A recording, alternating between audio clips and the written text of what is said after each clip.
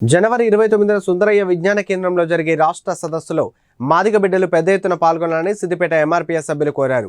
SC వర్గీకరణ కోసం కేంద్ర ప్రభుత్వం ప్రత్యేక బిల్లును ప్రవేశపెట్టి తమకు న్యాయం చేయాలని ఎంఆర్పీఎస్ సభ్యులు కోరారు. రాష్ట్రంలోని రేవంత్ రెడ్డి నాయకత్వం ఢిల్లీలో పోరాడాలన్నారు. రాష్ట్రంలో మాదిగ కులానికి చెందిన వ్యక్తికి మంత్రి పదవి ఇవ్వాలని వారు డిమాండ్ చేశారు. రాబోయే పార్లమెంట్ ఎన్నికల్లో తమ కులానికి చెందిన వారికి సీట్లు కేటాయించాలని కోరారు.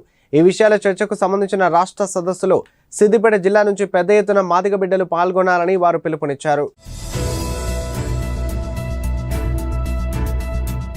తెలంగాణ రాష్ట్రం మా జన్మ హక్కు, రిజర్వేషన్ మా జాతి హక్కు. తెలంగాణ రాష్ట్రం కల్లా నెరవేరింది. ఎస్సీ వర్గీకరణ రిజర్వేషన్ హక్కు మిగిలింది. దీన్ని పాలకుల నిర్లక్ష్యం వలన వర్గీకరణ బిల్లును చేయకపోవడం చాలా విచారకరం, చాలా బాధాకరం. మాదిగ అమరవీరుల సాక్షిగా తెలంగాణ రాష్ట్ర వ్యాప్తంగా ఉమ్మడి ఆంధ్రప్రదేశ్లో ఎంతోమంది అమరులైన చరిత్ర ఉన్నది దండోర ఉద్యమంలో. కాబట్టి పాలకులు నిర్లక్ష్యం విడనాడి తక్షణమే కేంద్రంలో బీజేపీ ప్రభుత్వం వెంటనే వర్గీకరణ బిల్లును పార్లమెంటులో ప్రవేశపెట్టి మాదిగలకు ఉపకులాలకు న్యాయం చేయాలని ఈ సందర్భంగా మేము డిమాండ్ చేస్తున్నాం. అదేవిధంగా రాష్ట్ర ముఖ్యమంత్రి గౌరవశ్రీ రేవంత్ రెడ్డి గారు తక్షణమే అఖిలపక్షం ఢిల్లీకి తీసుకువెళ్లి వర్గీకరణ బిల్లుపై ఒత్తిడి తీసుకురావాలని మేము కోరుతా ఉన్నాం.